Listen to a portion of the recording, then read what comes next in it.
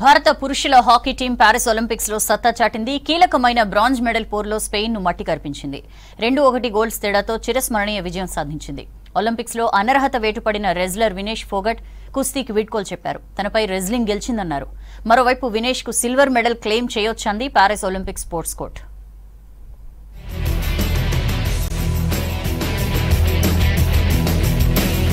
Paris Olympics లో భారత పురుషుల హాకీ జట్టు అదరగొట్టింది. వరుసగా రెండోసారి ఒలింపిక్స్ లో కాంస్య పతకం గెలిచింది. స్పెయిన్ తో జరిగిన బ్రాంజ్ మెడల్ పోరులో హోరాహోరీగా తలబడింది.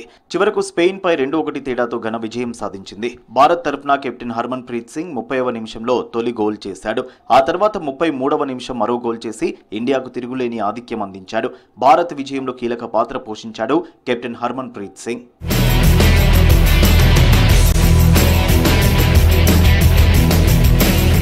మ్యాచ్లో తొలి క్వార్టర్స్లో ఇరు జట్లు గోల్ చేయలేకపోయాయి. రెండో క్వార్టర్ ఆరంభంలో స్పెయిన్ ఆటగాడు మార్క్ మిరెల్లస్ పెనాల్టీ స్ట్రోక్ను గోల్గా మార్చాడు. దీంతో ఆ జట్టు ఆధిక్యంలోకి వెళ్లింది. 29వ నిమిషంలో భారత్కు పెనాల్టీ కార్నర్ లభించినా దాన్ని గోల్గా మలచడంలో విఫలమైంది. ఆ తర్వాత వెంటనే భారత్కు మరో పెనాల్టీ కార్నర్ లభించింది. దీన్ని హర్మన్ ప్రీత్ గోల్గా మలచడంతో స్కోరును 1-1తో సమం చేసింది భారత్. మూడో క్వార్టర్ ప్రారంభమైన కాసేపటికే హర్మన్ ప్రీత్ మరో పెనాల్టీ కార్నర్ను గోల్ పోస్ట్లోకి పంపాడు. దీంతో భారత్ 2-1తో ఆధిక్యంలోకి వెళ్లింది. ఆ తర్వాత ఇండియా 3 పెనాల్టీ కార్నర్లు సాధించిన స్పెయిన్ డిఫెన్స్ అడ్డుకుంది.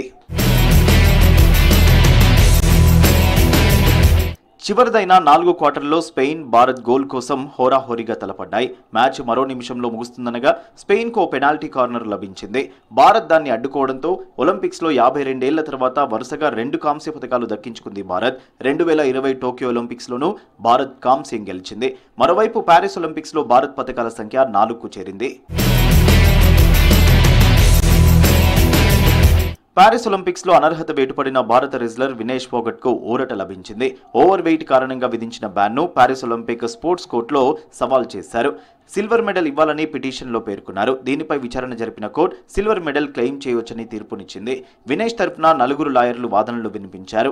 మరోవైపు భారత స్టార్ రెజ్లర్ వినేష్ ఫోగట్ సంచలన నిర్ణయం తీసుకున్నారు. రెజ్లింగ్ కు రిటైర్మెంట్ ప్రకటించింది. పారిస్ గడ్డపై త్రివర్ణ పతాకాన్ని ఎగరవేయాలన్న ఆమె ఆశలను అదనపు బరువు తుడిచివేసింది.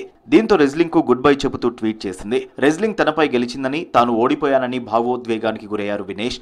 తనకు ఇంకా పోరాడే బలం లేదంటూ కుస్తీకి ఇక సెలవంటూ ఆవేదనకు గురయ్యారు వినేష్ ఫోగట్. పారిస్ ఒలింపిక్స్ లో భారత రెజ్లర్ అమన్ సహరావత్ సెమీస్ కు దూసుకెళ్లాడు. పురుషుల 57 కిలోల విభాగం క్వార్టర్స్ లో అల్బేనియా రెజ్లర్ అబాకారోవ్ పై 12-0 తేడాతో విజయం సాధించాడు. తొలి రౌండ్లో 3 పాయింట్లు సాధించిన అమన్ రెండో రౌండ్లో జోరు పెంచాడు. ప్రత్యర్థికి ఏమాత్రం అవకాశం ఇవ్వకుండా 10 పాయింట్లు సాధించాడు. ఇవాళ రాత్రికి జరగనున్న సెమీస్ లో జపాన్ రెజ్లర్ హిగుచితో తలపడనున్నారు అమన్. భారత యువ రెజ్లర్ అంతిమ్ పంఘాల్ పై 3 ఏళ్ల నిషేధం ప్రచారంపై ఇండియన్ ఒలింపిక్ అసోసియేషన్ స్పందించింది. అంతింపై ఎలాంటి క్రమశిక్షణ చర్యలు తీసుకోలేదని తెలిపింది. అంతిమ్ పంఘాల్ అక్రిడిషన్ తో ఆమె సోదరి ఒలింపిక్ విలేజ్ లోకి వెళ్లడం వివాదాస్పదంగా మారింది. దీంతో అంతిమ్ అక్రిడిషన్ ఒలింపిక్ నిర్వాహకులు రద్దు చేసినట్లు తెలుస్తోంది.